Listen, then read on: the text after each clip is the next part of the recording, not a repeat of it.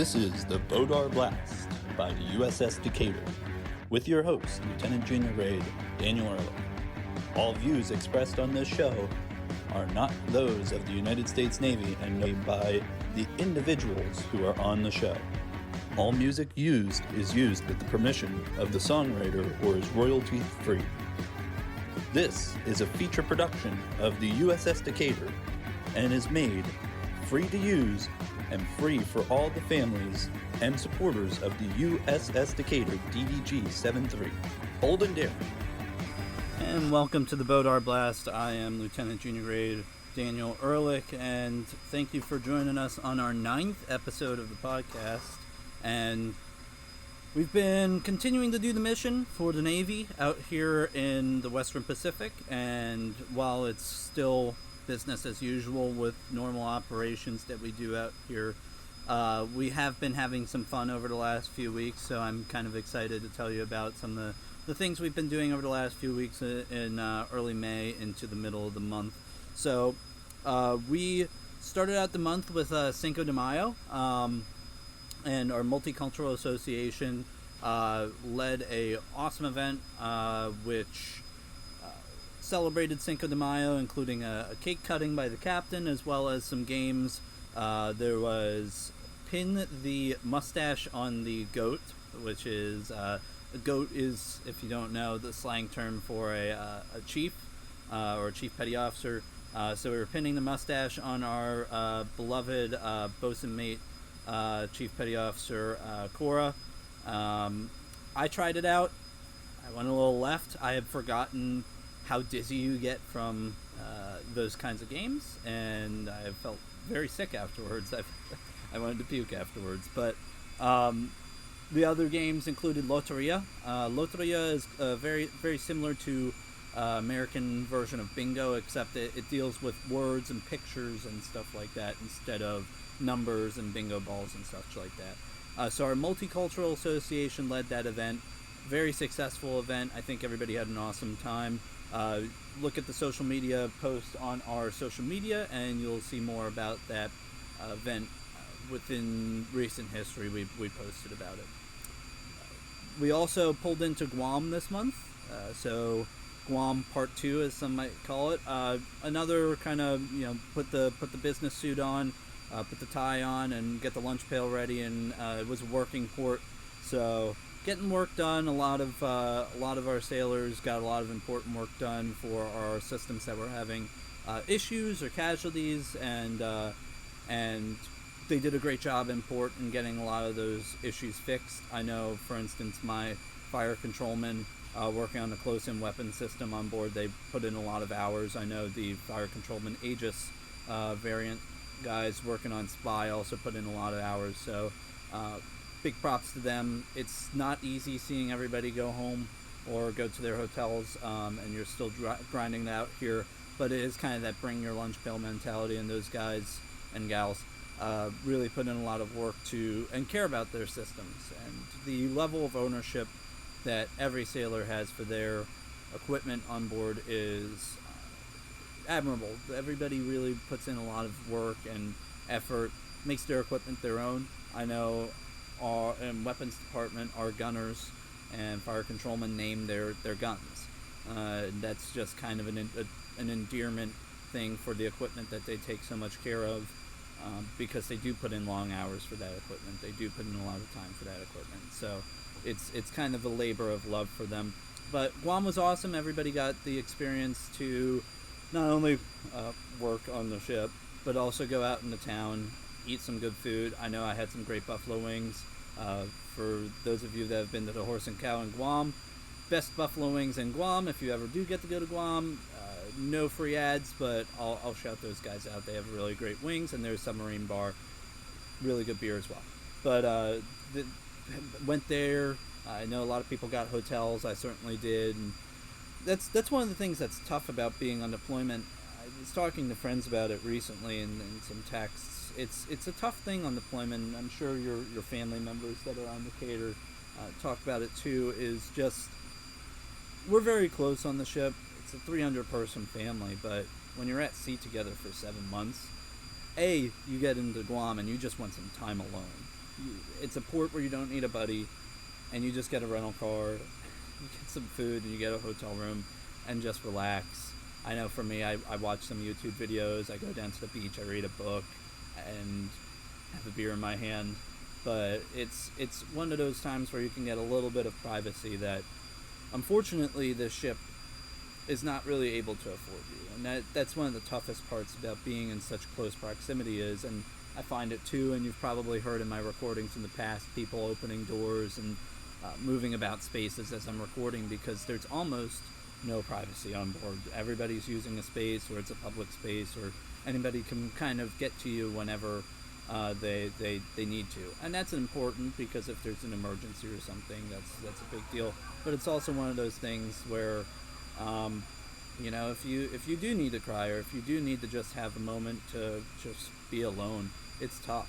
And sometimes your rack is your only solace, and even then, your rack isn't even your only solace, because especially I know for officers and maybe some senior enlisted, even junior enlisted, the rack curtain's open. Hey, somebody needs you. Somebody's on the phone for you, and you gotta spring up and get out. Or one MC goes off, and there's a emergency, and you have to get out there and do something about it. So it's one of those things where, unfortunately, that privacy is not permitted. But Guam was a great chance for a lot of our sailors to get those hotel rooms, or get some time by themselves, experience the local food and cuisine and hiking. Unfortunately, we had to get underway early. We probably one of the few times in a lot of people's career on board here. I know, for instance, Commander Jimenez, our captain, was saying that it was his second in his entire career, and he's been in for about 20 years. But we had the Papa flag went up, and it was a personnel recall, all personnel back to the ship. We had to get out of port and sortie to get out of port in time to get out of the way of Typhoon Mawar, who really just had it out for Guam. And I thought it was dumb. Personally, I thought it was dumb at first. I thought, the hurricane was going to the east, or it was tracking to the east, and a few days later it just kept going west, and then our heartfelt our feelings and thoughts and prayers are with the people of Guam as they continue to recover from Typhoon Mawar. Thankfully, it doesn't look like there were any casualties or humongous amounts of damage, just a lot of flooding, a lot of some structural damage, but we do support the Guamanian people, and we've been there a couple times. Our deployment, they've been nothing but hospitable, and they're Americans, and we have some Guamanians on the ship, including NC-1 Valencia and Lieutenant Junior Grade Santos and Lieutenant Junior Grade Lee, as well as a few others that have family on the island or family in the Northern Marianas that got hit. And we hope that their families are doing well. Thankfully, we haven't heard any bad reports, so that's really good. But if you're listening, please make sure that you check in with your families if they're in that area. And then we got out of the area, but we're back to help support the rebuilding efforts here, the cleanup efforts here in Guam, and we helped out with the rebuilding efforts and the cleanup efforts, and we were here to support the island when the island needed it, and it was very rewarding. It's one of those experiences where when you're called for humanitarian assistance, and fortunately we weren't boots on the ground, but we being able to support the island in a time of need, especially fellow Americans, is very important. So I think that was pretty rewarding. So Guam was great. Unfortunately, Typhoon Mawar, you sicko, you had to run over the island, but thankfully Guam is already recovering and is making their way back to what it was. Unfortunately, rest in peace, Tiki Bar, one of my favorite places on the island. But I know there's a lot of businesses and hotels that are already well along their way on the recovery efforts. And then the normal routine has kept going, people getting qualifications and people kind of moving through the daily routine. At this point in deployment, I'm sure you've talked to your family members on board, but it's the same routine every day. And personally, I mean, I'm tired. I know a lot of us are tired. We're 6 months in, and at this point, it's just everybody's kind of getting towards the finish line of this deployment and looking towards San Diego and being home with all of you, and being back. We've had a great deployment. We've done some really awesome things, and but unfortunately, at this point, we're all spent, and so we're trying to reach for the finish line, Talladega Nights style, just scraping for the end. But I see people with smiles on their faces every day and putting in their absolute best effort every single day, and that's just what the people on Decatur and our sailors do. They just, they turn around and they do their job, and that's the most important thing, is making sure that you keep up the energy, because otherwise you're just gonna go downhill. And that's the toughest thing, is just maintaining that motivation. But we're a team on here, and that's really the family aspect of it on here, is just everybody's very supportive of each other. But as we ended the month, we had we got out of Guam supporting the typhoon efforts in Guam, and then recently, Memorial Day, we had a Steel Beach picnic for Memorial Day, hosted by our First Class Petty Officer Association. And first time I've ever seen this competition on the ship, but we did a hot dog eating contest. You would think that would be saved for 4th of July, but instead we did our USS Decatur version of the hot dog eating contest on Memorial Day instead. So we have 15 competitors, and some really awesome prizes were given out. But I know that the top eater, who I feel like he, at least from my visual of the event, crushed the competition. He was rolling. GSM-3 Williams, he crushed it. He ate, I think, 15 hot dogs in 10 minutes, which, I mean, is impressive. I can't eat more than 2 hot dogs. It just makes me sick to think about in one sitting. And so he won a great prize, as well as ET2 Nickerson, who came in second, and then DC3 Garrido, who came in third. And both of them, they had a hot dog. They had a hot dog runner-up competition because they both tied. So they had to eat 5 more hot dogs. Unfortunately, DC3 Garrido tapped out, so he got third place. He had to take third place, but I mean, all of that, every single one of the competitors is just impressive. Like I said, I can't even fathom eating more than just 2 hot dogs in one sitting. It's hard to even fathom. But those are kind of the major events that the ship has done on board that I can kind of talk about, that are kind of the break from the daily routine. And then just kind of a little bit more about USS Decatur, a little bit of fun facts, because I kind of want to bring that to our show, a little bit more about Decatur and what Decatur is, and what this ship is, and its history and its people.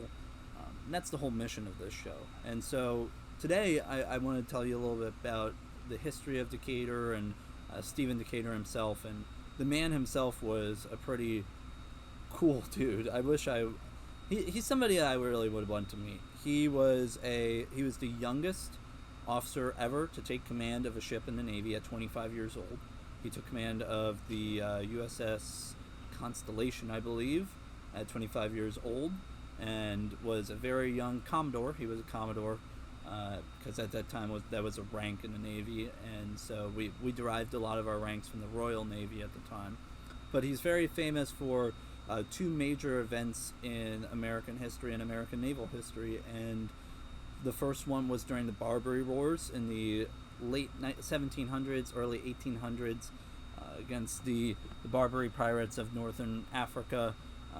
The USS Philadelphia had run aground in Tripoli Harbor, now Tripoli, Libya, and had run aground, and the Tripoli pirates had basically taken the ship hostage and taken the entire crew as prisoners of war. And so Stephen Decatur led, along with William Bainbridge, Commodore William Bainbridge, who was the Commodore for the 2 ships that assisted, Siren and Intrepid, which are actually the name of our 2 small boat 7-meter ribs rigid-hulled inflatable boats on board, so a little bit more history on Decatur here. But he led the Marine Ground Force in a daring, quote-unquote, night raid into Tripoli Harbor in the middle of the night and stormed the USS Philadelphia, was able to save the entire crew and burn down the ship before the adversary could use the ship against the U.S. And so his act was actually identified as one of the most, quote, the most bold and daring act of the age. And that's no small words coming from Lord Admiral Horatio Nelson, who, if anybody knows maritime history, was a prominent figure then and a prominent figure throughout the entirety of the Royal Navy's history. And so that's pretty big praise heaped onto Commodore Decatur then. So that's why bold and daring is our motto. And then later on, his actions during the War of 1812, he was one of the few officers to lead a raid and successfully take a British ship. And he actually took a British ship of the line, the HMS Macedonian, which was the largest type of ship back in the day. Think of a battleship from from World War II. That was the kind of battleship back then. If you don't really know kind of the nautical and maritime history of it. And he took that ship in a battle at sea and took it as a prize, one of the most important naval battles and naval victories in early U.S. Navy history. And he was hailed as a naval hero after that. Unfortunately, he lived as he died. He got into an argument with another Commodore in the Navy and felt like something was a personal offense to him and was challenged to a duel, which he promptly accepted, and unfortunately he lost that duel and got shot. So he went down living as he dying as he lived, fighting until the end. So that's a little bit about the man that was named, or that is our namesake for this ship. And there's been 5 ships named after Commodore Stephen Decatur, and the ship's crest actually has 5 stars on it to represent that we are the 5th ship named after Commodore Stephen Decatur. So that's kind of a little bit of history behind the naming of the USS Decatur and why it's so important. So with that, we got a really packed show for you today. We have an awesome interview with CTM2 Cryptologic Technician, second class, Ethan Johnson, who's a very interesting and just, he's a student of the game kind of guy, and I really appreciate talking to him and learning from him, and that's kind of the best thing about being an officer, is you get to learn so much from the people that you lead, and he's the top of the line for that. So without further ado, CTM2 Johnson. And I am joined by CTM2 Ethan Johnson. What does CTM2 exactly mean? Cryptologic Technician Maintenance. Cryptologic Technician Maintenance. Okay, so what exactly is that? So I'm in charge of all the gear and sets, the gear that provides indications and warnings for the ship, as well as 28 antennas. I share gear and radio with the ITs. I have to be keen on networking, as well as like ET related things, right? So I'm a blend of a lot of different rates. So I have to be able to fix any issue that goes on via, like, it could be anything, right? Networking, it could be an antenna, it could be even casualty control, right? I'm the guy that's trained on that for that space and that set of gear, right? So the CTRs are not trained on that. It's my job to cover down for it. So I don't stand watch. It's not something I do. I am on call 24/7, just to be ready for anything. I get racked out all the time. The most I've ever got racked out in one night is 4 times. So that was fun. But yeah, so my job is like, it's very unique, especially for somebody who got here as a seaman, right? And then I became one of one when I put on 3rd class, right? So I had to make my own schedule. I had to tell or teach myself what I needed to know without even knowing what I needed at the time, right? And then at the same time, I had to get my ESWAS and do all these other extra things like collaterals as well. And I had to do that without a first class, without like guidance, you know. So that's what I think is like super unique about my job, is it takes a special kind of person to do that. And most CTMs are all on that, you know, like most CTMs do that. It's just natural, right? So it's not like I'm like above them, but yeah, it's just kind of like in the job description, is you have to be always looking to do the extra thing. Yeah. So you started out as a CTMSN, a seaman on here, and you've seen kind of a meteoric rise on this ship. You've gone from third class CTMSN to CTM3 to CTM2 in just a period of a couple of years. Yes. So how does that work? I mean, what's really been your drive? Yeah, so I had very fantastic mentors, right? So I had CTR1 Tolley while he was here. I got CTR2 Sanchez. I got CTR2 Berg. I had some really good people that just looked out for me. And like when I got here, right, this is a little seaman, I had to do all of the basic things, right? Like all the bottom stuff. Put on third class, nothing really changed. I was still like very junior. Yeah. So okay. you were a third class, and you still were pretty junior. So, what was your drive to keep going? So I didn't really have much of a choice because I put on third. Obviously after the 12 months, and then as soon as I put on third, I waited the 6 months, like the minimum time, right? And then instantly put on second. So the shortest time you can be a third class and make second, I did that, which was nice financially, right? Mm-hmm. But the responsibilities hit me pretty hard because again, 101 quals, and I had my own things I was trying to pursue, right, just in life, all hit at once, and I just wasn't really. It's not that I wasn't ready.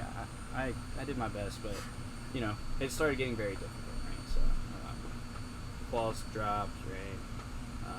Like priorities and stuff that fell apart, but overall though, it's just the hard part of being a CTM, you know, like that's the challenge. Like I don't know how to really describe it. It's not really something I can explain. It's just a lot. What was the toughest part about all of the new responsibilities? I mean, I know as a leader, I'm sure every leader will say on this ship, like the higher up you get, I mean, it gets tougher and more responsibility, and everybody wants to be on top until you're actually there. So, I mean, what kind of responsibilities kind of came down that you realized made it even tougher? It was hard for me because I wanted to make change, right? I wanted to be the guy who changed. I wanted to be the guy, you know, to change the division, make everything great. But at the same time, I would always rather just do the work. I'd rather just work, you know. I didn't want to deal with the administrative side. Yeah, all of that, and it's not just the paperwork. It's the way I have to ask people to do things when I know I can just do them and cover it down. You know what I'm saying? But they're like, hey, you're second class now. You shouldn't be doing this, and this. You should have other people. That's your responsibility, is to make sure other people are getting that done, so you can go work on other things, right? That was hard. That was a hard change, and I'm still.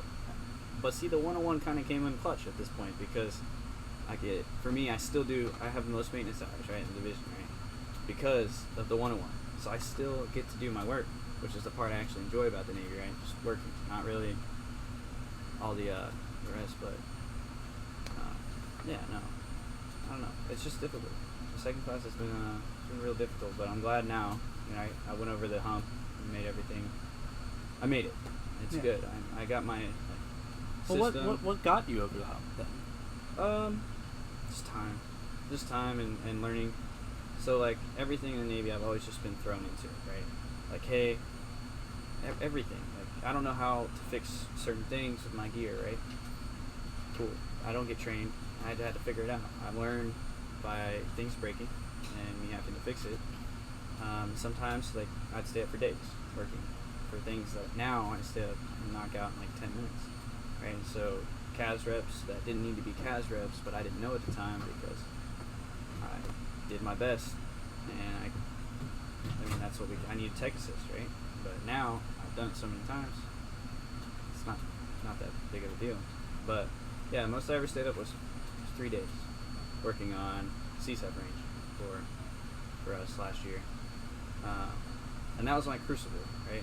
After that, staying up for 3 days, fixing like 20 faults, and passing CSEP range. I knew, like, by myself, I knew I could do whatever I needed to do as a C team, right? And what have you learned about yourself as a leader? That kind of jump, like you said, from third class to second class, you kind of take on that leadership aspect too. What'd you learn about yourself from that? So, like, I showed them, right? So that's kind of how my style of leadership, right, is I'm not going to delegate everything. I'm not going to do that.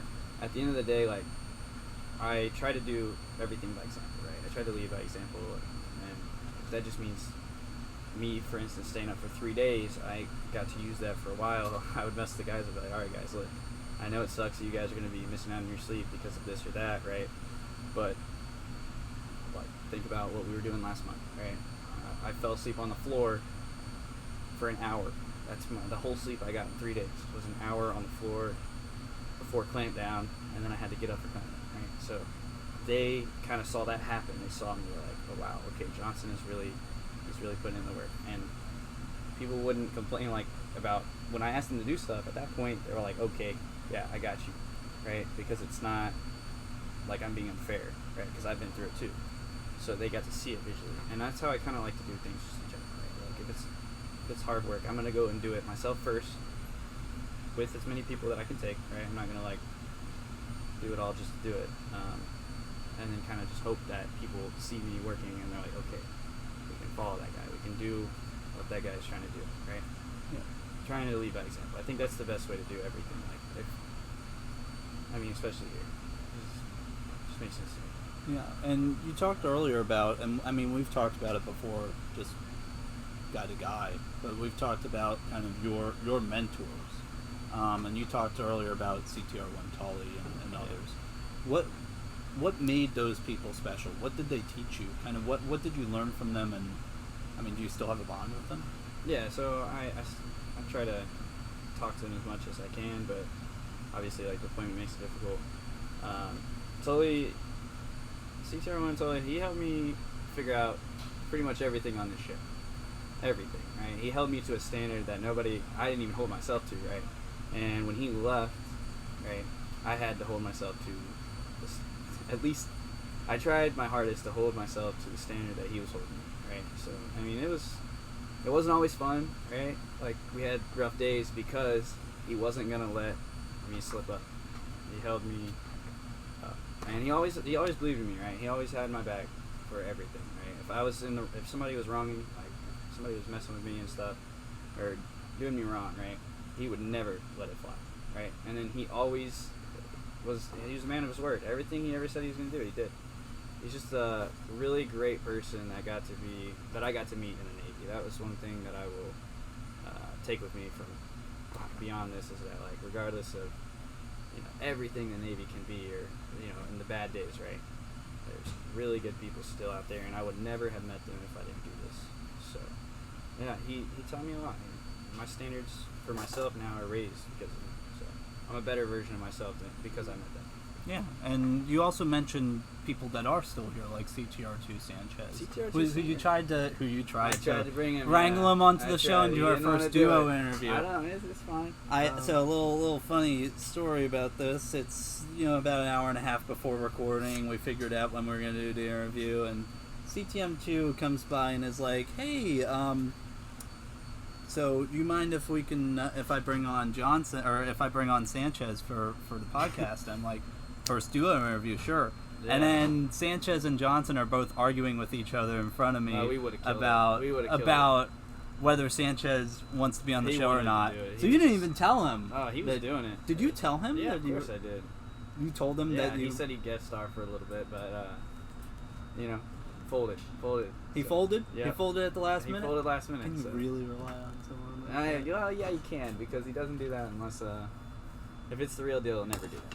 Okay, so what have you learned from him? So Sanchez, right? Yeah. He can't never hear this. He will, but this dude, right? He got here at a really unique time, right? Because ever since he got here, he's always stepped up, right? He's always been that guy since day one.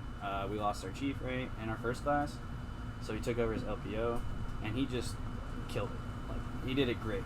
It's been amazing. I think the division's in the best spot we've ever been as a second class LPO, which is crazy, So, he's just a good role model, good dude to talk to. Yeah, he's good to have. Good people. So. I think that's one of the most important, and I think from every single interview I've done, and so many people that leave the Navy, and the last thing they say is, it's really the people that make the Navy what it is. And I think we all have our role models. You found yours, and I always appreciate talking to you about your outlook on how you've learned so much. So, especially with kind of your fast rise, you've also earned a lot of qualifications. You've taken on responsibility in a lot of different, evolutions. Right. Why have you kind of pushed so hard on those qualifications? What really has driven you so hard on that? So at the beginning of my time here, I set 4 goals, right?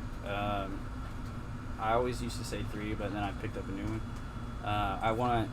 Before I leave this ship, right, I have to get section leader, which is very ambitious.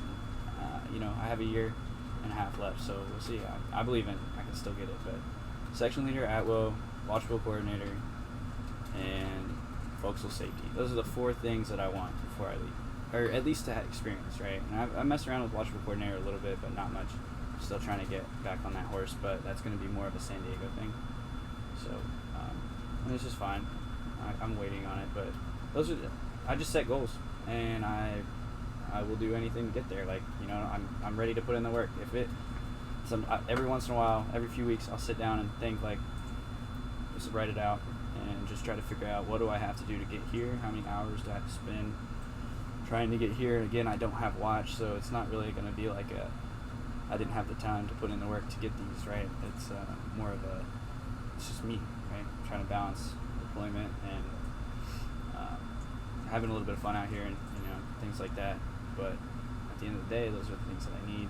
I recently found out that I kind of have to go down the CSAO route because it's in my ladder. It's the last thing on my ladder that I have, so I need to get it finished. And I'm working on the area. I'm getting there, but that's like an obstacle, right?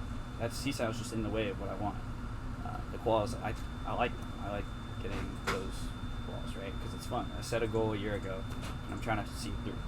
And that's really all that is. That's why I go so hard in the game for those. Goals are what makes the dream happen. You're one of those stories of success where it's just like you set a goal and you meet it. And I've always appreciated that about you. So you joined the Navy only a short time ago. What got you? Why did you want to join in the Navy? So I'm from Indiana, and I didn't want to stay in Indiana, right? Because it's just cornfields, right? So I wanted to see the world. So that was the dream. I was 18. I enlisted at 17, but I shipped out for boot camp 2 months into being 18. So I've been in the Navy pretty much my entire adult life. And yeah, I would never go back and change it, right? It's just to see the world, and I have. I've seen Korea, I've seen Japan, places I would never see. And when I go home, those people have never seen that either. So I can explain it, and they can never everybody in my family is like, wow, you're really out there doing something. They think they're under the impression that it's super important stuff, right? And for us, it's just normal day to day. Yeah, first routine. But yeah, it's just to see the world. And it worked. I did it. Financially, it's also helping me a lot. So yeah, it's not bad having a job through the COVID pandemic and everything like that. So you joined. Have you ever thought of, post Navy, are you going to go back to Indiana, or are you gonna, what do you want to do? Yes, so I most likely, I'm really undecided about whether I'm staying in or not for another contract, but at the end of the day, I'm not staying in for the 20. I know that because I've had to introduce myself to my sister 4 times, and that's getting really old. I have 8 siblings, and I need to go back. I feel it all the time, especially on this deployment, right? I've really thought about it. I feel like everybody's really gotten in and thought about things that are super important to them, right? This is my thing. My siblings, I just need to be back with them. They're growing up without me, and that's just not okay with me. I'm really close with them,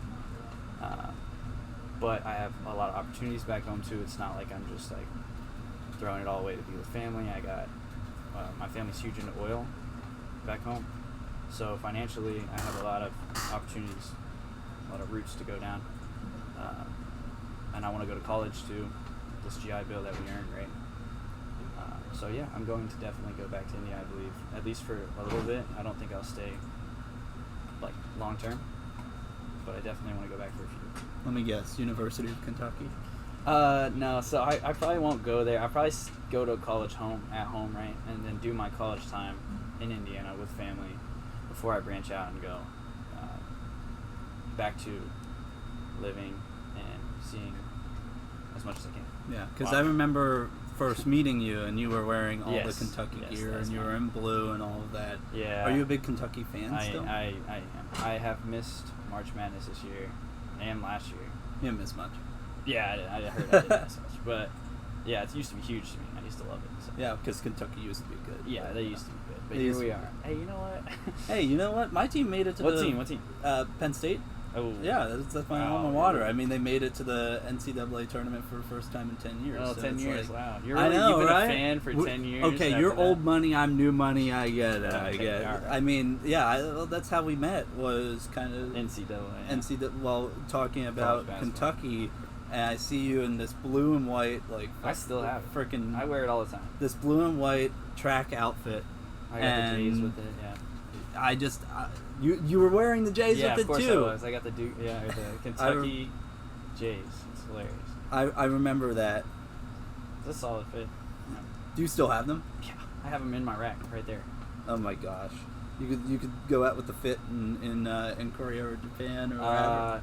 I haven't put it together for deployment. I got better stuff now, but it's definitely something I used to like just walk around with. I play basketball in it. Mm-hmm. No, that's good. So Color patterns. you were talking about your relationship with your siblings. What kind of really drives that relationship? Is that kind of what keeps you fighting for, or we all do this for some reason or another besides the money and the paycheck and all of that. I mean, there's that deeper reasoning of serving others. Are you serving for your siblings back at home? That was the whole point, right? That was the whole point of. I enlisted to see the world. Right? I did say that, but that was kind of like a side thing. Is I wanted them to know, like, because of my father, right, who raised these 8 kids, right? Because I'm single. My mom had 1 kid, and that's me, right? And I was raised by my mom, but I visit my dad all the time, right, with all these kids, and they're half brothers and stuff, but still, just like me, right?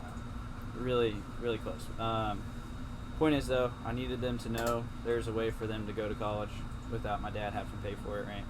And there are avenues, right, to do hard things, right? Because I wanted to be the example for them, right? And it's actually working, because my second youngest brother, right, he's 16 and he wants to join the Marine Corps, like really, really wants to join the Marine Corps. And I'm not opposed to it, because my actual dad is opposed to it. He does not want him to go, but like, it's for college. He's not gonna be able. My dad's not going to be able to pay for college. So this is the way to do it, you know. And it's not a bad gig. So I'm trying to get him to go, and I think it's a solid move. If I can get one of them to go, and that be like set up for success. Think about the life lessons you learn, right? Life lessons, I think, are definitely the major takeaway from this. Yeah, well, there's so many routes that the Navy and the armed forces can like support you. Right. Like, I mean, my route, ROTC. I mean, your route, you're gonna get that GI Bill and go to college afterwards. Even when you're in the Navy, you can do that. Yeah. Like, Yeah. But that's kind of the big thing that I always appreciate. You mentioned wanting to go to college afterwards. So, what do you want to study? I mean, you've done all this crypto stuff. Yeah. Do you want to keep in that kind of stuff? field? No, I think I'm going to go away from the field, right? I was talking about this the other day to Chief on board, right? So, as much as I do like what I do, right? I enjoy it. The clearance is huge. Of course, people always say use it for great financial jobs after, right? whatever. It's just not something I want to do. I want to get into that oil, mineral, like, I don't really, major-wise, I don't really care. But I need to figure out how to run that oil as well as I can, and I need to go to college. So something that fits that avenue. I got to figure that out. I'm really undecided. But I will figure it out, you know. I know you'll figure it out. Yeah, I mean, something. that's not a question. That's just Yeah. when it'll happen. Yeah, I have to think more. Because we went into it. It was like an hour and a half long conversation we had in the P-Way. Trying to think about what degree he was talking about. Because that degree literally covers everything I need. Nah, I'll think about it. But I know that, like, we've had some really long conversations. I always appreciate watch as an opportunity. You know, we've spent so many 5-hour watches together. Have you learned, like, things from others in the Navy just by standing those watches All and the just time. being around people? All so the much? time. I've learned so much from people on watch. The watch talks, they just hit differently. You can learn a lot. You learn a lot from a lot of people, and you get to know their backstories, right? So, like, obviously a question that pops up on every watch, eventually, a late night watch, is why did you join? Like, you know, that's something that people think about. And hearing everybody's stories, I mean, it really gives a lot of insight as to, like, okay, I don't know, just, I don't really know. I don't know where I was going with that, to be No, honest. but it's like a where you came from and then where are you going kind of thing. Yeah. I know we've had some. I always appreciate our talks because, you know, we're both very insightful, and I always appreciate your insightful side of things where you have some really good aspects on things, especially your drive, and I always appreciate trying to help you as much as I can Appreciate it. because I mean I always have appreciated you, but deployment's tough, it's long, Right. you're around the same 300 people all the Yeah. time. How do you take time for just find that time for just you, and what do you do, like what do you do on the side on deployment to just keep sane? You know, PlayStation, right? Birthing PlayStation. Just go in there, play with a bunch of people, just hanging out. It's kind of like lax time. If I'm in birthing and I'm not getting racked out, it's usually my time. You know, I can just hang out, not have to worry about anything, and the stress is gone. Right? I leave the stress in CES or in the EW corner. Yeah, I just go to birthing, hang out. That's really it. That's the game of choice right now. UFC. UFC? Yeah. We're moving on to probably MLB, but trying to keep it on UFC. 'Cause You got the sports seasons going. Yeah. We started with 2K and Madden. Okay, that makes sense. Yeah, Yeah, you and got you got the full cycle going. Yeah, literally, we did. We did it all. Okay, who's your fighter of choice though in UFC? I don't really. I can. So the how you get good is just play as everybody. Play as So it just everybody? depends. I have a fighter for each weight class, but I don't know the names, so I have to look. You know. But yeah, I'm a huge Israel Adesanya fan. Adesanya's so awesome. Man. He's He's just a monster. Yeah, When you he watch is. him in UFC, like he's just he can His take you kicks. down. His yeah, kicks are his great, kicks yeah. are just unbelievable, and he can take you down from anywhere. Yes, it's awesome. Okay, are you the champion of the birthing though, or are you just No, are you no, just no. another face? No, in the I'm crowd? just another face, but You're I'm another at face least in the in the crowd? top two out of three. You know what I'm saying? I'm up there. I'm not the best. I'll get beat every once in a while, but I'm also not getting beat by everybody. That's Okay. just not happening. You know. I expect better of you. I definitely went on a streak of 5. I back to back just took out 5 people. No worries, but there's this one guy in birthing, man. You can't mess with him. He's that He's guy. probably just playing all day long. Yeah, well, he's Yeah. the BM, so. Hey, you know, He's got I'm that just watch. telling you. Hey, don't talk crap about the BMs. No, They I'm saying put he's in got there. that watch, and he's still the best, so he's not playing all day. Okay, okay. He's grinding. Nah, I'm I giving mean, respect on the I name. thought you were I would taking never do respect that, off your actually. name. I would never do that. All right, BMs listening to this, everybody's okay. But they've played enough Step Brothers on this deployment to know Oh, yeah, that if that's you're not first, you're last. That's true. So, what other things? Like, I mean, you're not playing video games all the time. Right? You read. I mean, what else do you do? Spent a lot of time in CES too, just hanging out, like not really like worried about things breaking, right? Because things are not broken all the time. Spent a lot just chatting with the watch standards, making sure everybody's good. That's really not that busy. I'm just kind of waiting these months out. That's the deployment routine. It's everybody at home. I mean, I run out. I'll admit I run out of things to talk about on the podcast sometimes because it's the same routine a lot. But you have a top secret clearance. We're not going to talk about anything more than that. Please don't kill him and anything about that. But I mean, how much weight of responsibility is it to just have so much pressure on you from having that high of a clearance? Is it tough? Nah, I mean, not being able to tell friends and family things. And okay, stuff like that does get annoying. It gets annoying because when they ask me what I do, I can make up a little bit, right? I'm like, networking and mess with antennas, cabling, right? Electronics, stuff like that, right? I can say that, but then they're like, well, what is the point though? What is the point of what you do? That's when it gets like, I'm sorry, but I can't tell you that. I already told you what I actually do. I can't tell you what the point of it is though. So that is very annoying, especially because even people know, my family knows that I have the clearance because they were there when I enlisted. They saw me get the clearance and everything. So, I mean, they always they'll ask me like anything about what I do or what I've done. They're like, hey, but I don't mean to like they always throw that in. Like, I don't mean to ask too much and stuff like that. And I'm like, look, it's really not that interesting. I explain it like, hey, I just do this. And then they're like, wow, okay. But no, for the most part, it's really not that bad. Not really. As long as you I like to keep my clearance is something I value. I'm not going to, ever mess around, tell people too much Yeah. And I don't really care if people think my job's boring either. If I explain what I can explain, they get upset about me not explaining the whole thing. I don't really care.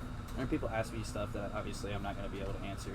I'm just going to look at them and be yeah, you hit me with that all the time. You're like, I'm sorry, sir, I can't tell you. Yeah. I'm like, yeah. So damn. It's not. Sorry, you don't have the clearance level for that. Okay, I guess I've I'm not never as had important. anybody get upset about it though, when I say that. Nobody's actually ever gotten upset. Well, people just need to respect that. I mean, you're not going to sacrifice your career or anything for them to know the information. Yeah, some basic info. I mean, unless you want to end up on Wikipedia for being a spy. And I don't want to do that. So. Yeah, that's not the best way to end up on Wikipedia. So we'll wrap it up with. So you talked about racking out quite a bit. So racking out is a term for everybody at home that doesn't know, is when people come down and you get the unfortunate person that opens up your rack curtains. Hey, you're needed. Yeah. I've been through that. Everybody's been through that. I mean, what gets you through that? Have you ever had a time where you just wake up and your mind is not with you and you just put on the socks wrong or something happens? Yes, many, many times, right? So when I told you about the 4 times I was racked out in one night, right? That was a month ago. It was a little bit back now. But I got racked out the first time, okay, whatever. Let's go fix something really basic. Fixed it, maybe a minute, right? But I got racked out, went all the way across the ship.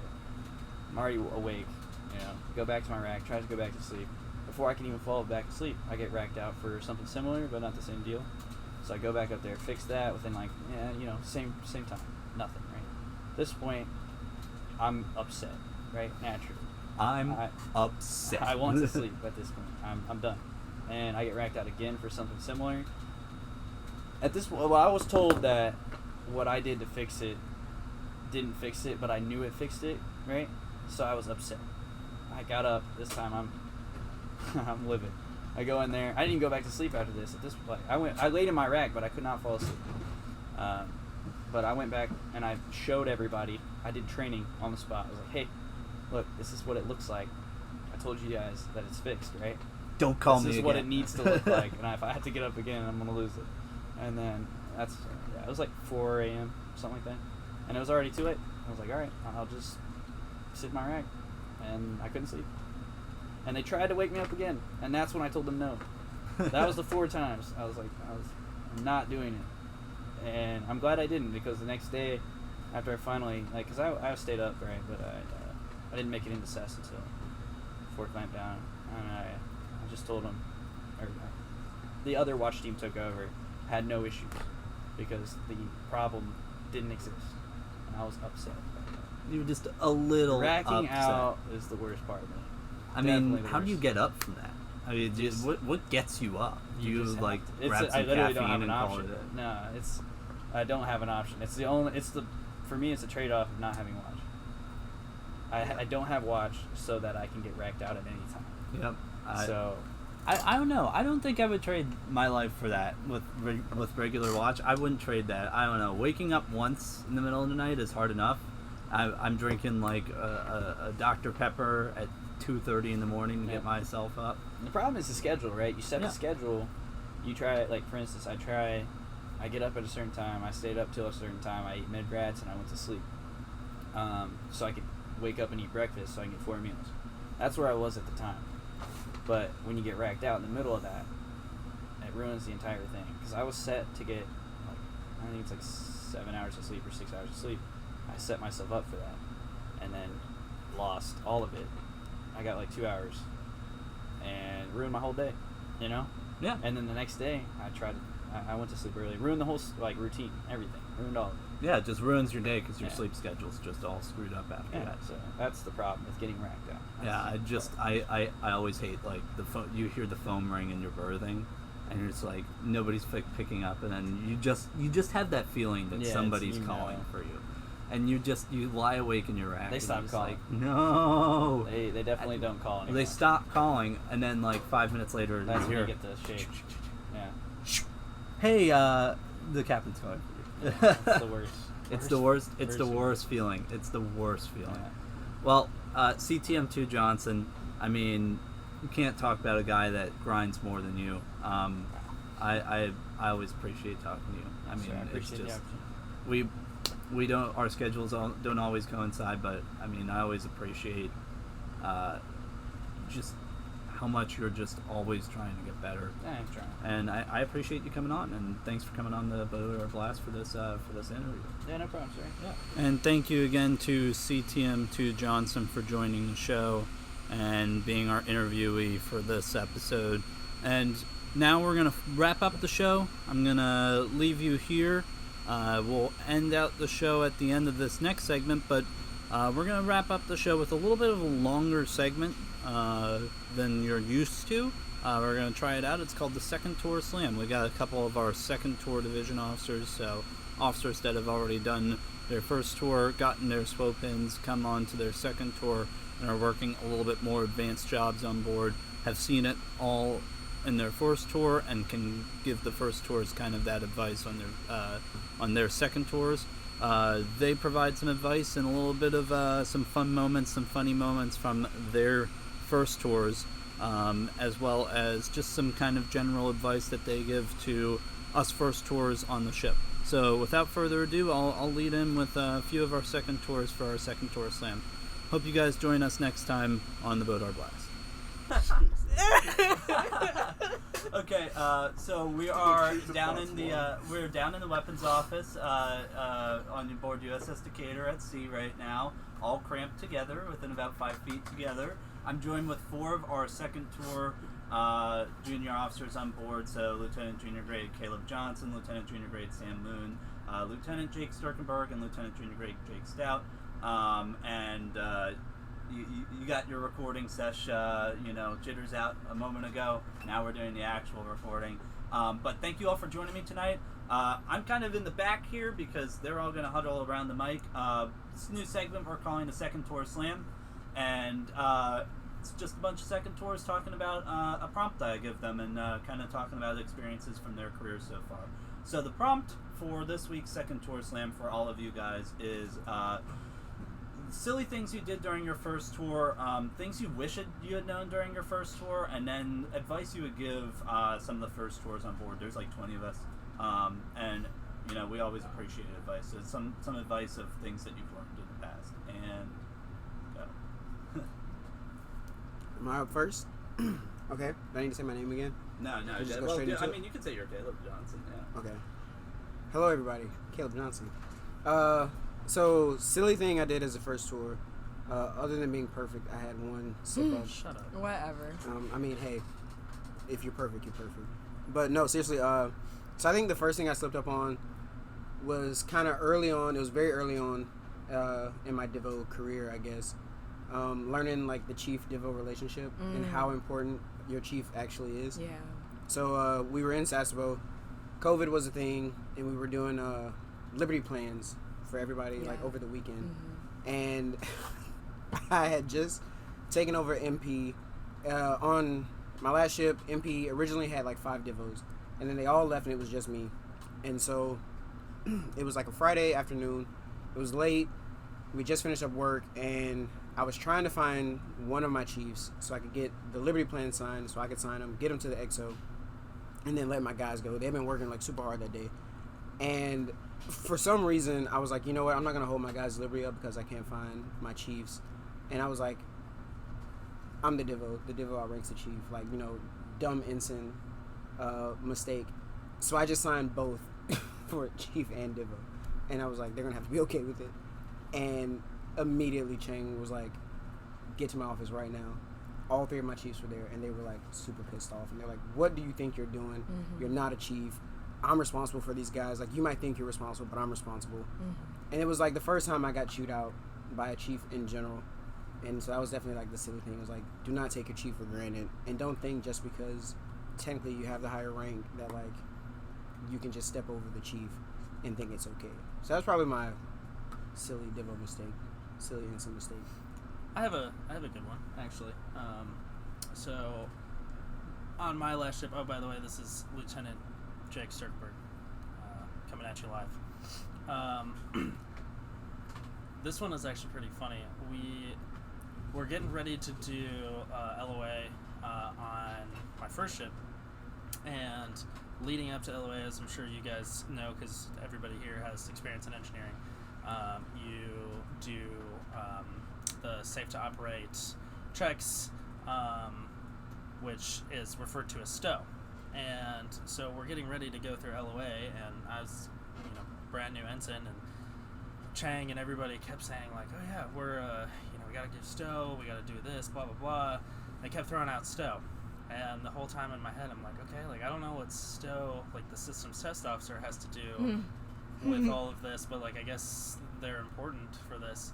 And then we get to a day where we're gonna do like our first like practice stow walkthrough, and I get down to the space and I'm like, I don't know where stow is, but I'm gonna go ahead and call stow. So I called our stow, and I was like, hey, we're doing stow walkthrough, like, are you on your way down? He was like, basically like, you're an idiot, go talk to your department head. And I went to talk to Chang, and I was like, hey, stow's not down in space. Promptly explained to me what safe to operate means and how to conduct that. So learning acronyms, even though I'd been in the Navy for a long time, always learning acronyms. It's always alphabet soup. That's true.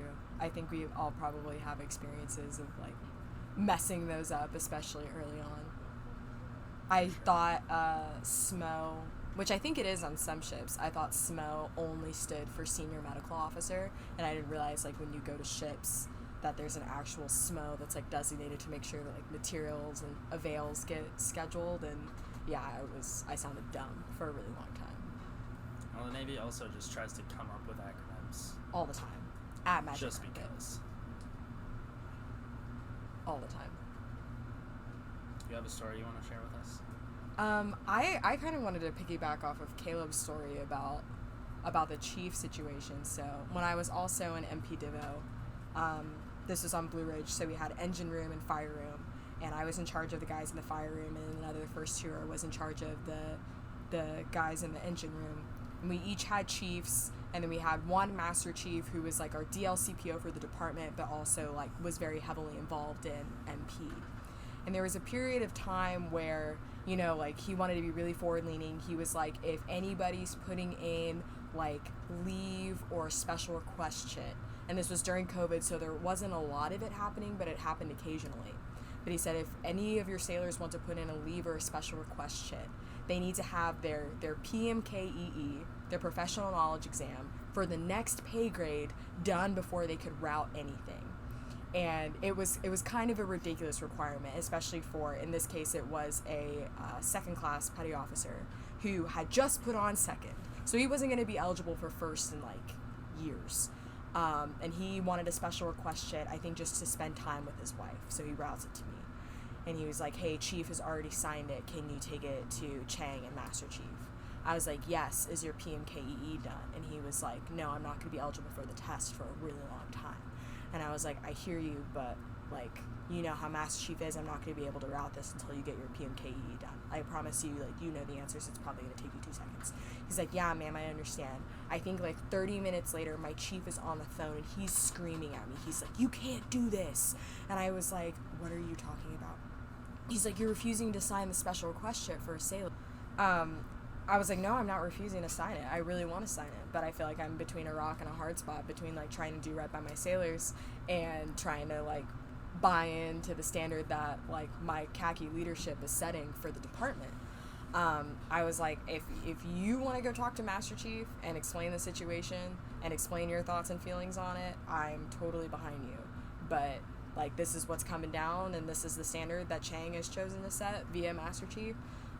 So I gotta hold my ground on that one. And then I think, like, not 10 minutes after that, my sailor comes back to me, and he was like, ma'am, I'm really sorry, like, I didn't mean for it to go that way. He's like, I had no intention of, I didn't know Chief was gonna react in that way. And I was like, no, I appreciate it. And I think Chief and I talked about it later. We always kind of, like, butted heads, but we talked about it later. But that's, like, another thing too, is, like, you try to do right by your division, and if your department head or your departmental leadership is not maybe on the same page, it can cause a lot of dissonance. But I think we got through it. The Master Chief came down from it a little bit. Things were able to move a little bit smoother. But yeah, trying to maintain that bridge is crucial, but at times very difficult. I came up with another acronym that I screwed up. That's kind of funny.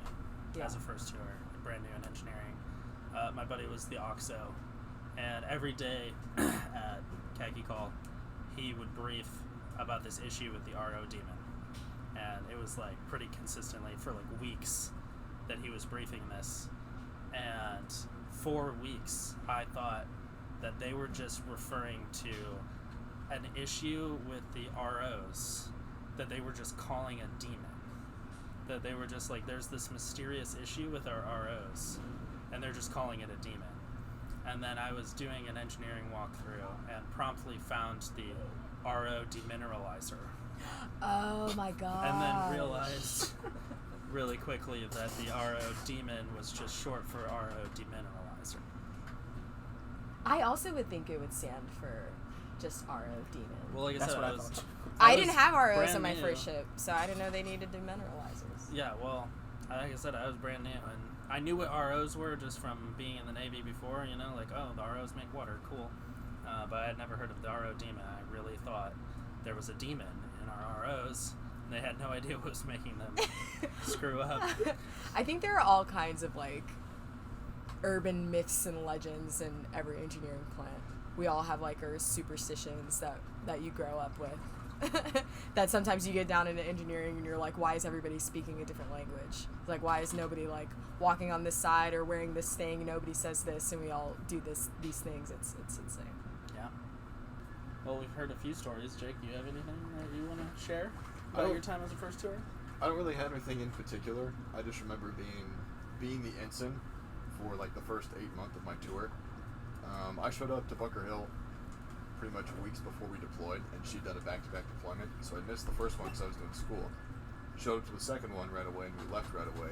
So already the crew was at this level of proficiency that was so high post-deployment that you show up as a new ensign and you have no idea what you're doing. Yeah. And I think for, like, the first probably 3 months, you're just kind of running around. I didn't have a job title. I was just there doing my thing, checking into Trano and to PTO.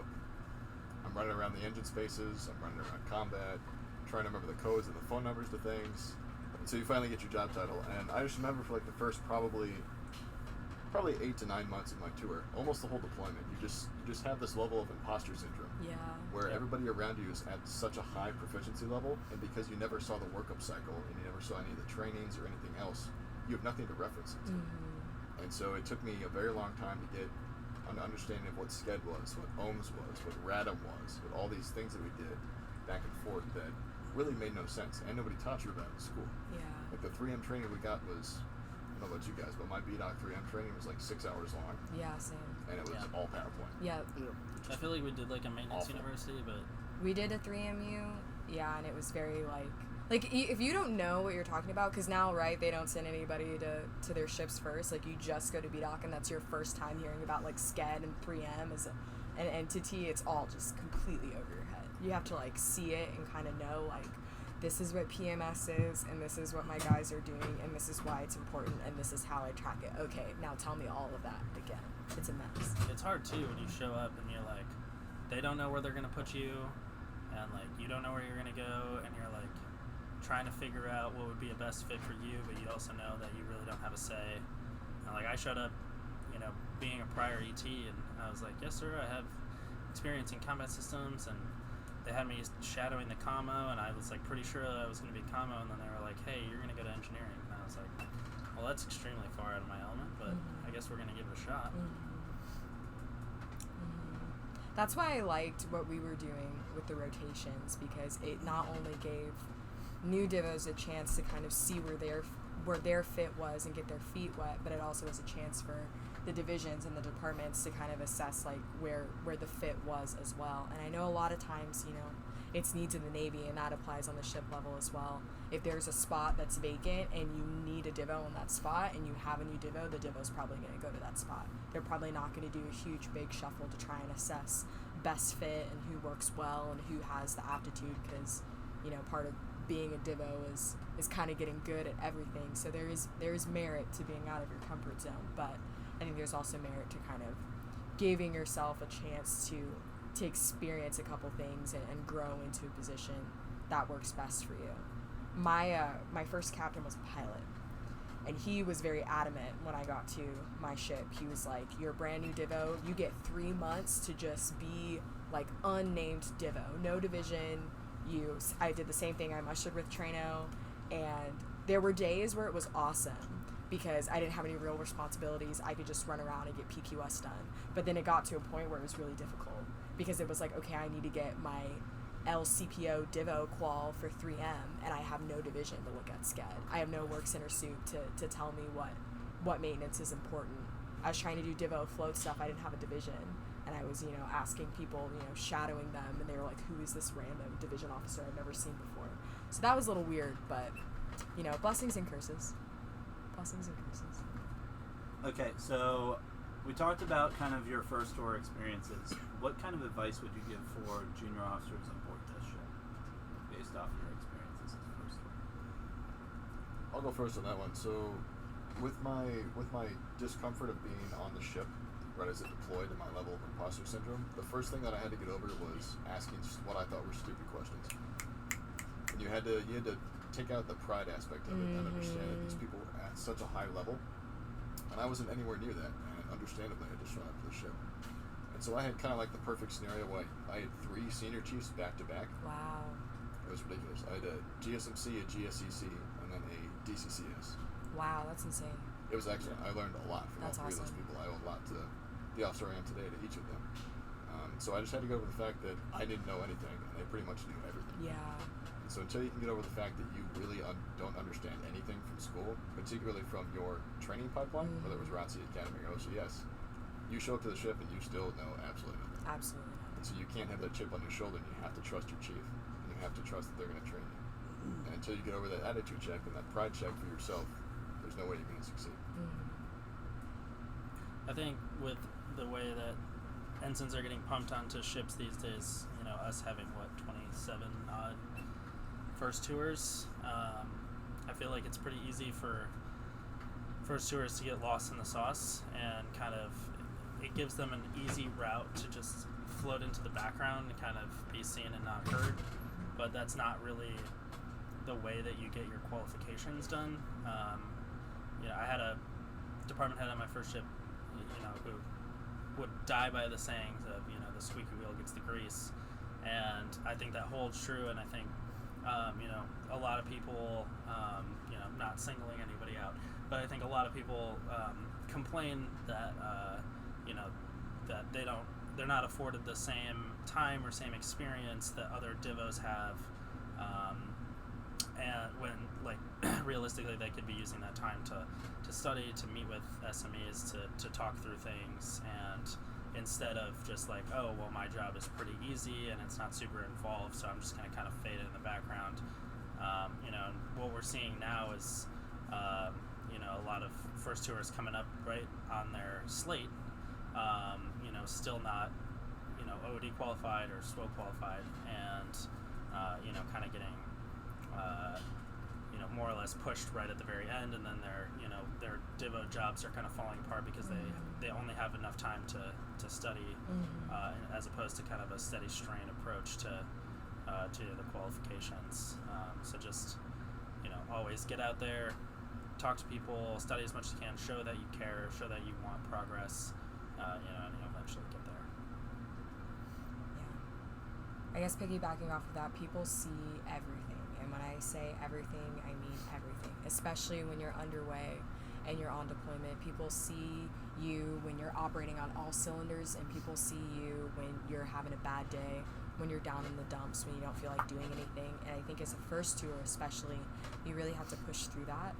And you really kind of have to get out of your head and really push to be the best that you can be every day, because people take note of that. And when you go to them and you ask for that extra training, or you ask for that evolution, they will remember the time that you stayed up late to study in the wardroom, and they will also remember the time that you went home early. And that's not, you know, being vindictive. I don't think that's really like the SWO way.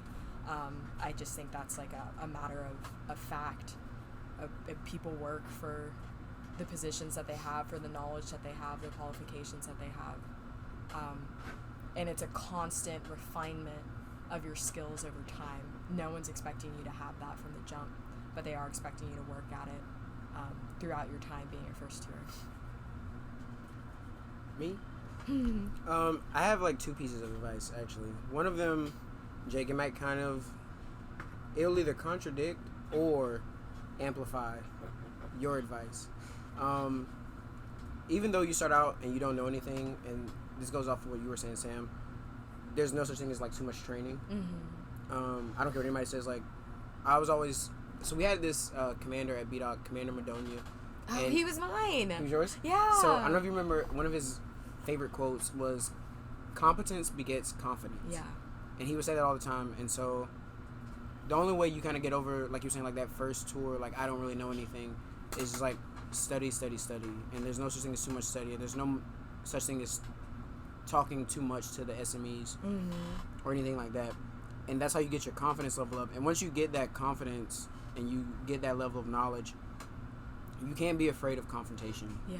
And when you have like that knowledge to fall back on, a lot of people think, oh, well, I'm just an ensign, or oh, I'm just a Divo, so I'll shut up. But like, no, you can't be afraid of confrontation, whether it's with the CO, the XO, your department head, your sailors, your chief. Like, you gotta, at the end of the day, you kind of have to be like the buck stops here for your division. Yeah. And I think that's one important thing that a lot of people kind of shy away from, just because I feel like people today are averse to confrontation in general. And it's easy to do that whenever you like know the references and you know the way that things should be done, because that's exactly how I felt when I got to MP.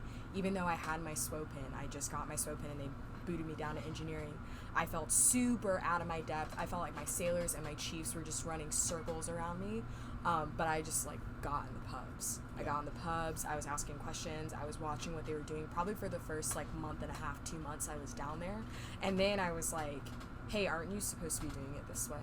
And they were like, well, and I'm like, well, it says like right here that we need to be doing it this way. Did you do this thing? And when you kind of show them the black and white, it's a lot harder for them to be like, you're a first tour, you're an ensign, you don't know anything. But that's how, like, that doesn't stop when you're a Divo. Like, that's what second tours do, that's what department heads do, that's what XOs and COs do. They're relying on the references and the black and white. Like, that's your ammo. That's how you get smart, and that's how you lead a really good division. Two more pieces of advice. I'm going to quote Commander Madonia again.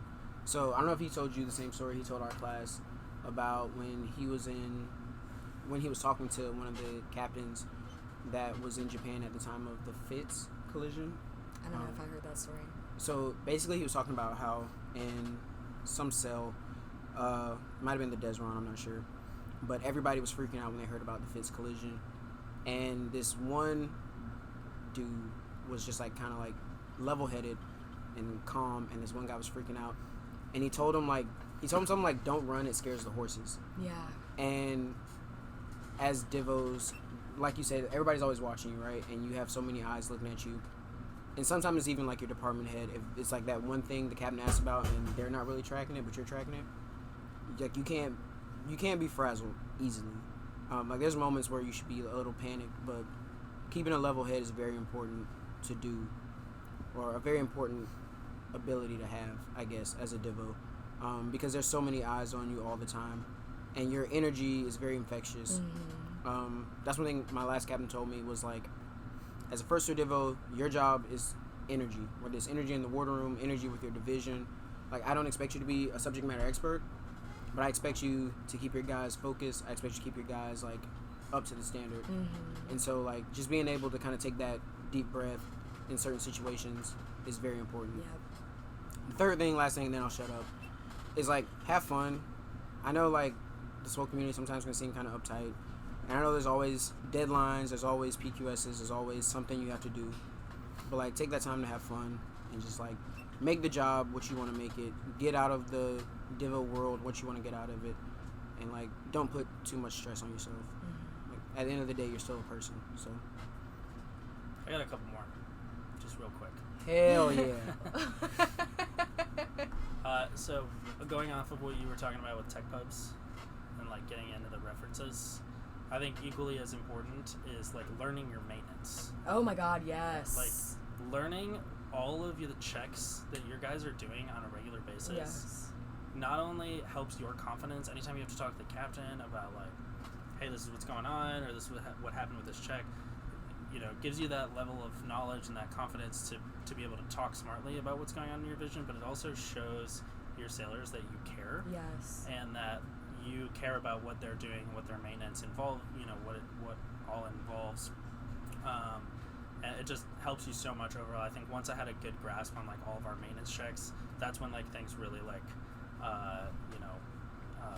crested for me as a divo, and I really felt like I had hit my stride. The other thing is, you can go on like weeks of high notes where it's like you're knocking things out of the park, your admin is straight, everything is good, and then you screw up one thing like up on the bridge in front of the captain, and he lights you up, and you just feel like your whole world is collapsing. And I think it's really important to be able to push through that and understand that like that's just a one-off, and most captains aren't going to like hold that as a grudge against you. That's just you screwed something up, and they're just going to jump down your throat. And I think it's important to be able to come out on the other side of that, learn from your mistake, and not let that just bog you down as like a watchstander or whatever it is that you screwed up. Just always push through to the end. I would agree. No one's really expecting anybody to be perfect, but they are expecting you to do your due diligence to make sure you understand the task at hand and you're seeing it through to the best of your ability, and to ask questions when you don't understand They're stuff. not expecting you to be perfect, but they're definitely expecting you to not make the same mistake twice. Oh, for sure. For sure. Hundo That's when things really start to go south for people. Yeah. And that's where you'll start to see, dipping your toes into non-attainment. Alright, let's talk about how awesome bulwarks are. I think that's the real advice all first tours need. Concur. You're going to be upset when you drop however hundreds of dollars to get the 2 pair, but you're going to feel like the coolest on the ship. I mean, if you're as cool as I am, I ordered bulwarks for all of engineering. 3 pairs a piece. We spent $22,000. $22K? On bulwarks. Bulwarks? For the entire engineering department, Steamers, the captain. yo. And so, yeah, $22,000 for bulwarks. Yeah. I still have all full 3 send. pairs. Nice. That's Mine, good. don't get the soft kind. That was my mistake. I got like I guess there's a version that's You need super soft. Cat 2, Oh. 2112. Yeah, Yes. that's the one that you need. So I got kind of screwed over. I got a free pair, the red ones I have. The free pair. They're still like the Bulwark brand, but I think you're talking about the electrician's bulwarks. For some reason, they're super thin, they're super light, which is great if you're like in a hot environment. But they're just so thin and like mildly uncomfortable.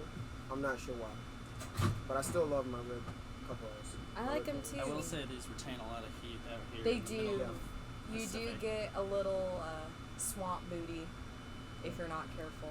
But That's true. The good thing about the light ones though is that they actually are very hard to rip. Like I've snagged those red ones on a I'm couple not of sure things what on you're the ship. wearing, but I ripped. I all the rip way my up the bulwarks whole all the plane. time. So I have the Cat 2s, right? Those Cat 2s, the elbows on both of those, like both sleeves, are shredded from Feel mine. gas free. So like these are like, yeah, okay. Those aren't bad. These are thin. These are very thin, and they have very low fidelity. We're not but in I the love army. Why are you crawling around on your elbows? Because I he's was gas free. I was gas free and stuff on my Why last were ship. you gas free and stuff on your last ship? Okay, so I got swindled by the DCA on my last ship. And so, for those of you that don't know, as a DCA, you do gas free, where you go into these different spaces and make sure that the air in those spaces is breathable so that people can go and do work, right? Part of the training for that is you have to go to a formal school, and then you have to do 40 hours of on-the-job training, and then you have to take a test. There's a couple pieces. But I tried to get a head start before I got here. And so on my last ship, when I got orders to be DCA, the DCA there was like, hey, do your 40 hours of on-the-job training with me. That way when you get to your next ship, you don't have to do that part. Makes sense. And I was like, that's really smart. So I went to the GFE school, and then I did all the gas frees with him. And then I got the D case, and I was like, yeah, I already did my 40 hours on-the-job training. And they were like, you're going to a DDG. And I was like, yes. And they were like, you came from an LSD. And I was like, yes. And they were like, and that DCA is not going to be your DCA on the DDG. And I was like, yes. And they were like, so you know none of that counted, right? Ah. And I was like, wait, what? And they're like, yeah, you got, like, swindled. You got hoodwinked, my guy. So he basically tricked me into doing all of his All of your gas gas frees free. so that he wouldn't have to, under the premise that it would satisfy my 40-hour on-the-job training requirement. What else we got? I don't really have anything to add on that one. My wardrobe on my last ship was really good. We connected really well. I swear, we had I don't such know a why I different laughed experience. like that. I know. Everybody has so different experiences, but we had a really good wardrobe. I think it's because we did 2 deployments back to back. So Yeah. everybody new just kind of came in, and the wardrobe already had its environment set, and we just kind of enjoyed that. But we had a great time. I never experienced any of the animosity or anything like that. The wardrobe on this ship was fractured when I got here. I gotta go into too much detail, but there was not that many officers. We were in the yards, and it was broken. And it took a long time for it to get unbroken. It was probably one of the worst wardrobe situations I've ever seen. Would you say things got better on or about March 3rd, 2023? Shut up. What happened on March 3rd, 2020? You already know it's a setup. That's when you got the greatest DCA Oh, ever shut up. on board USS Decatur. I think one of the things that I am just now getting used to in the Navy is how frequently those dynamics and environments change. Because I remember being like a brand new ensign on my first ship and thinking like, you know, you're at the bottom of the totem pole and you're looking up to everybody and you're like, my wardrobe is so amazing. I have all these amazing people to look up to. And then it's like you blink and suddenly there's like 15 ensigns and they're all asking you for help. And you turn around and none of your mentors are there. None of your friends are there. Like all of your department heads have turned over. You have a new captain and you're like, this is the same ship, the same room, like my home. And it's like another family has moved in and I'm just like spectating. And somebody used to say, like, I think I had a department head that was like, normally when you feel like that, it's like time for you to go. Yeah. But, you know, it's always a balance of like, okay, yeah, it's time for me to go to a new place and be that new energy where I can start in a different spot. But it's also just getting used to the fact that that's the Navy. People leave and, you know, wrapping your head around the idea of, yeah, at my farewell, the people that are going to be saying goodbye to me are not going to be the people that really kind of helped me through it. As a first tour, that was really sad to me, but I think I'm just kind of used to it now.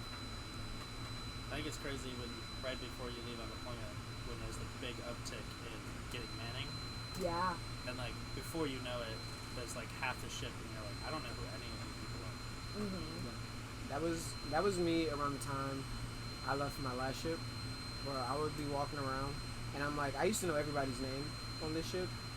I know maybe 10 of you. Like, it was crazy. Yeah. And it's like our Navy career too. Well, Jake, not Jake, because he's got prior time. But it's such a small facet of what so many people experience for the majority of their adult life that, like, I don't know, I can't really say you get numb to it, but that's just the way it is. But luckily we have, like, technology now. It's really easy to keep in touch with your old mentors and your old friends and reach back for help. So that's always something nice to rely on. But The best thing is, and you guys probably have experienced it just in the 4 or 5 years that you've been in, but anywhere I go, practically I know somebody. yeah, Like literally anywhere in the country, anywhere around the world, there's somebody there that I know that I can like reconnect with. And like if I go to any place and need a place to stay, just hey, I know this person's there, and hit them up. They got recommendations. It's pretty cool. yeah. I think I'm at the point where I'm at maybe 1 or 2 degrees of separation from most of the people that I meet now in the Navy. It's kind of small, very small. Yeah. Awesome. All right. Well, if everybody at home enjoyed the second tour slam, hopefully we can get these guys back next week or in a couple weeks for the next episode. And I think they're going to come up with the prompt next time. I came up with the prompt with them this time. But if you want to see more segments or new segments on the or listen to them on the podcast, please let me know via the Ombudsman, Ms. Kelly Sleetsman. And thank you to all of you guys for really just kind of having talks about the SWO community and kind of your experience in it. And hopefully we can do this soon.